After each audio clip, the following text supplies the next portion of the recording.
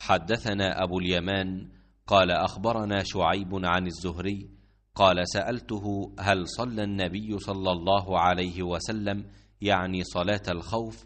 قال أخبرني سالم أن عبد الله بن عمر رضي الله عنهما قال غزوت مع رسول الله صلى الله عليه وسلم قبل نجد فوازينا العدو فصاففنا لهم فقام رسول الله صلى الله عليه وسلم يصلي لنا فقامت طائفة معه تصلي وأقبلت طائفة على العدو وركع رسول الله صلى الله عليه وسلم بمن معه وسجد سجدتين ثم انصرفوا مكان الطائفة التي لم تصل فجاءوا فركع رسول الله صلى الله عليه وسلم بهم ركعة وسجد سجدتين ثم سلم فقام كل واحد منهم فركع لنفسه ركعة وسجد سجدتين۔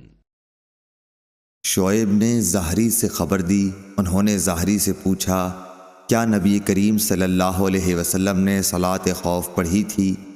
اس پر انہوں نے فرمایا کہ ہمیں سالم نے خبر دی کہ عبداللہ بن عمر رضی اللہ عنہ نے بتلایا کہ میں نجد کی طرف نبی کریم صلی اللہ علیہ وسلم کے ساتھ غزوہ ذات الرقاع میں شریک تھا۔ دشمن سے مقابلے کے وقت ہم نے صفیں باندھی، اس کے بعد رسول اللہ صلی اللہ علیہ وسلم نے ہمیں خوف کی نماز پڑھائی تو ہم میں سے ایک جماعت آپ صلی اللہ علیہ وسلم کے ساتھ نماز پڑھنے میں شریک ہو گئی اور دوسرا گروہ دشمن کے مقابلے میں کھڑا رہا۔ پھر رسول کریم صلی اللہ علیہ وسلم نے اپنی اقتداء میں نماز پڑھنے والوں کے ساتھ ایک رکوع اور 2 سجدے کیے۔ پھر یہ لوگ لوٹ کر اس جماعت کی جگہ آ گئے جس نے ابھی نماز نہیں پڑھی تھی۔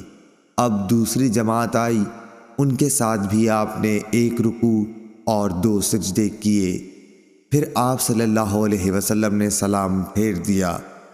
اس گروہ میں سے ہر شخص کھڑا ہوا اور اس نے اکیلے ایک رکوع اور 2 سجدے ادا کیے۔